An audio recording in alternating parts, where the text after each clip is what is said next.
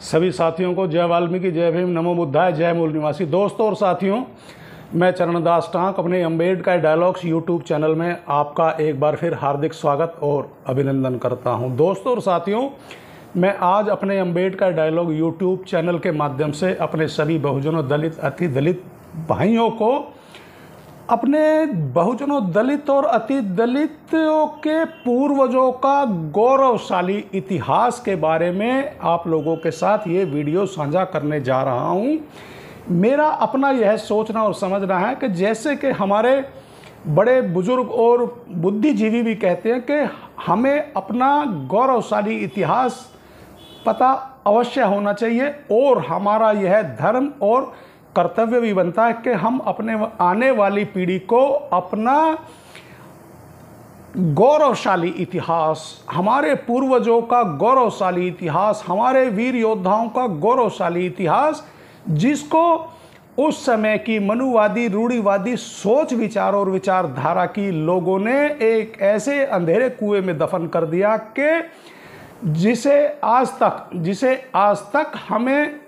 उस सत्य से अनभिज्ञ रखा गया और हम बहुजनों, दलित और अति दलितों को भी वह दिखाया गया, वह पढ़ाया गया जो कि सरासर झूठ था। जी हाँ साथियों, झूठ था। तो मैं आज अपने अम्बेडकर डायलॉग्स यूट्यूब चैनल के माध्यम से आज फिर अपने वाल्मीकि समाज के दो वीर योद्धा, जी हाँ साथियों, दो वीर योद्धा जिसमें एक योद्धा है और एक वीरांगना है, उनकी ऐसी रोचक और ऐसी दिल और दिमाग को झंझोड़ देने वाली कि हमारे बहुजनों के गौरवशाली इतिहास में हमारे पूर्वजों ने भी इस देश का गौरवशाली इतिहास, वह चाहे क्रांति का हो, वह चाहे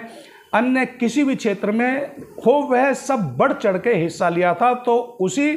श्रृंखला में मैं आज फिर अपने अम्बेडकर डायलॉग्स यूट्यूब चैनल के माध्यम से दो वीर योद्धाओं के बारे में आप लोगों के साथ वीडियो साझा करूंगा, जिसमें एक तो पुरुष है और एक महिला है। तो चलिए साथियों शुरू करते हैं। साथियों, राजा बीरा मदकारी नायक का जन्म 1742 को बेड़ा वाल्मीकि परिवार चित्रदुर्ग कर्नाटक में हुआ था। इनके पिता का नाम भरमप्पा नायक और इनकी माता जी का नाम ओबव्वा था। 12 वर्ष की आयु में चित्रदुर्ग के सिंहासन पर बैठने वाले मदकारी नायक चित्रदुर्ग के अंतिम नायक के रूप में जाने जाते हैं। चित्रदुर्ग के शत्रुओं ने फिर से उसे जीतने की कोशिश की, मगर बेड़ा वाल्मीकि राजाओं ने अपनी वफादारी बनाए रखी और राज्य की रक्षा करी। कल्यादुर्ग ने अकेले ही प्रयास किया, लेकिन उसे सफलता नहीं मिली। सन 1759 से 1760 में रायदुर्ग, हरपनहल्ली और सवनूर के एक संयुक्त मोर्चे ने आक्रमण किया। होसकेर के निकट एक युद्ध हुआ जिसमें चित्रदुर्ग की विजय हुई, हालांकि उसे कुछ नुकसान भी उठाना पड़ा। इसके बाद राज्य की सीमाओं में क्षेत्रों की तरीकेर और जरीमेल के सरदारों की गतिविधियों के कारण कुछ मामूली बाधाओं का सामना करना पड़ा। चित्रदुर्ग एक शक्तिशाली राज्य बन चुका था, जिसके कारण हैदर अली और पेशवा जैसे कुछ प्रमुख शक्तियों ने एक दूसरे के खिलाफ उसकी सहायता प्राप्त करने की कोशिश करी। नायक ने पहले बांकापुर, निजगल, बिंदनूर और मराठों के खिलाफ हैदर अली के अभियान में उसकी मदद की। इसके बाद भी नवाब चित्रदुर्ग पर हमला करने की फिराक में था। सन 1777 में हैदर अली पर मराठों और निजाम की एक संयुक्त सेना द्वारा भीषण हमला किए जाने का खतरा मंडराने लगा। चित्रदुर्ग के नायक ने अपनी निष्ठा बदल दी, जिसके कारण हैदर अली ने नायक द्वारा एक बड़ा जुर्माना अदा करने की पेशकश को ठुकराते हुए चित्रदुर्ग पर चढ़ाई कर दी थी। साथियों, अब जो मैं आगे जो शब्द पढ़ूंगा या बोलूँगा उनको बड़े ध्यान से सुनिएगा और मेरा यह वीडियो आज का बहुत ही जानकारी से भरपूर है। इसको बड़े ही ध्यान से देखिएगा और सुनिएगा। किंतु कुछ महीनों की यह घेराबंदी असफल साबित हुई। उसके बाद एक समझौता हो गया जिसके तहत नायक को 13 लाख पगोड़ा का जुर्माना अदा करना पड़ा। मराठा अभियान के समाप्त हो जाने पर हैदर अली ने एक बार फिर चित्रदुर्ग पर चढ़ाई की, मगर कई महीनों तक उसे सफलता नहीं मिली। पालेगार के सेवा में कार्यरत कुछ विश्वासघाती मुसलमान अधिकारियों की मदद से चित्रदुर्ग पर सन 1779 में विजय प्राप्त कर ली गई और मध्यकारी नायक और उनके परिवार को कैदियों के रूप में श्रीरंगपटना भेज दिया गया, जहां 15/5/1782 में वीर मदकरी नायक की मृत्यु हो गई थी। साथियों देखिए कितनी रोचक बात है कि मदकारी नायक जो एक वाल्मीकि समाज से थे, उन्होंने हैदर अली और अन्य राजाओं के किस तरीके से दांत खट्टे कर रखे थे, मगर उनकी ही सेना में कुछ अधिकारी या कुछ सैनिकों की मिली भगत से वीर वाल्मीकि नायक मदकारी को भी हार का सामना पड़ा था। मगर साथियों अब जो मैं जिस वीरांगना के ऊपर पढ़ूंगा या मैं जिसका एक किस्सा, एक रोचक, एक जानकारी से भरपूर मैं आप लोगों के सामने पेश करने जा रहा हूं, इसको बड़े ध्यान से सुनिएगा और देखिएगा।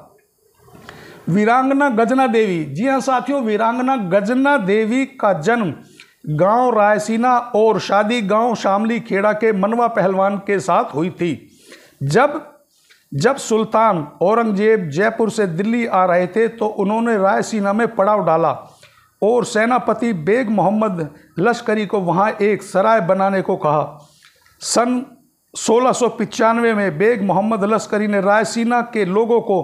बेगारी करने का आदेश दे डाला, परंतु चौधरी बोधन पहलवान ने उनकी बेगारी करने से इनकार कर दिया और परिवार सुरक्षित कर अपनी बहन की ससुराल शाली खेड़ा में जाकर यह बात बताई और इस सारी घटना का पता एक लालची ब्राह्मण को चल गया और वह जासूसी करता हुआ शाली खेड़ा आ गया और यहाँ आकर उसने देखा कि एक सुंदर स्त्री ने लाठी के एक ही वार से शेर को मूर्छित कर दिया था। जब उसने पता किया तो उसे पता चला कि यह बोधन पहलवान की बहन गजना रायसीना वाली है और उस लालची ब्राह्मण ने वापस आकर उस धूर्त ब्राह्मण ने सेनापति को बताया कि जिन भंगी मेहतर, साथियों देखिए और जरा ध्यान से सुनिएगा कि जिन भंगी मेहतर लोगों ने बेगारी करने से मना किया है, वे गुप्त रूप से आप पर हमले की तैयारी कर रहे हैं।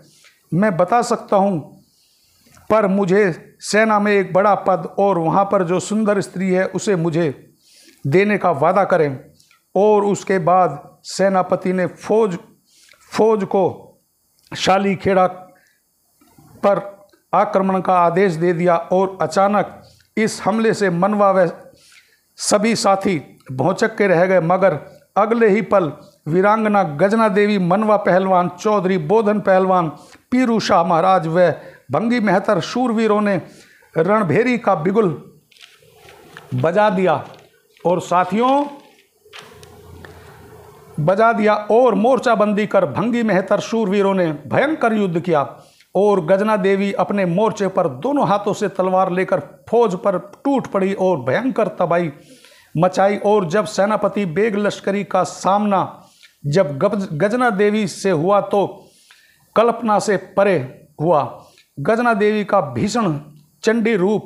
देखकर बेग लश्करी सहम गया और अपनी फौज को आदेश दे दिया कि गजना देवी को घेर कर खत्म कर दो। यदि उसे जिंदा पकड़ने में रहोगे तो ये सारी फौज को काट डालेगी। और सैनिकों ने गजना देवी को घेर कर दाहिना हाथ कोहनी से काट दिया और बाएं हाथ से ही तलवार चलाती हुई भीषण घायल अवस्था में भी अपने पति मनवा पहलवान के मोर्चे पर आ गई और कहा कि साथियों अब वीरांगना गजना देवी के जो शब्द हैं अंतिम, इनको बड़े ही ध्यान से सुनिएगा और इस वीडियो को भी बड़े ध्यान से सुनिएगा कि साथियों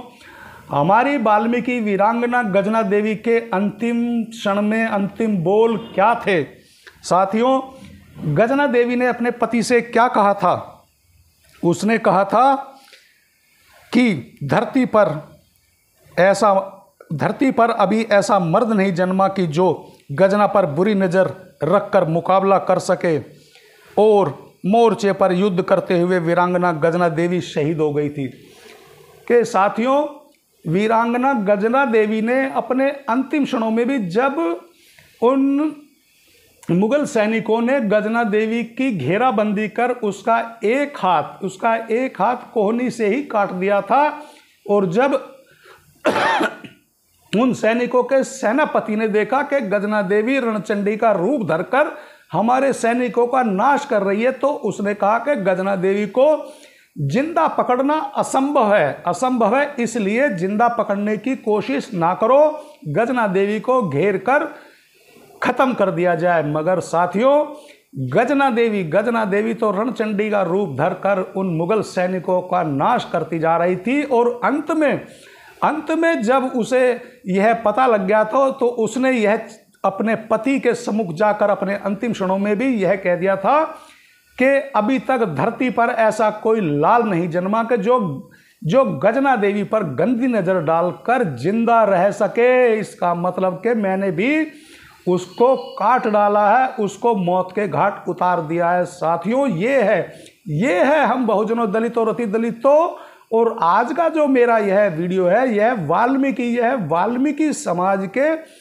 एक वीर योद्धा और वाल्मीकि समाज की एक वीरांगना गजना देवी के ऊपर आधारित है कि अपने अंतिम क्षणों में भी इन्होंने अपने देश की और अपने कौम की और अपने हक और अधिकारों की किस तरीके से लड़ाई की, और लड़ते लड़ते अपनी जान और अपने प्राण भी न्यौछावर कर दिए थे। यह गौरवशाली इतिहास हम बहुजनों, दलित और अति दलितों के परिवार और आने वाली पीढ़ी को तो जरूर ही पता होना चाहिए, ताकि हम बहुजनों, दलित और अति दलितों के आने वाली पीढ़ी के ऊपर जो एक अंधविश्वास,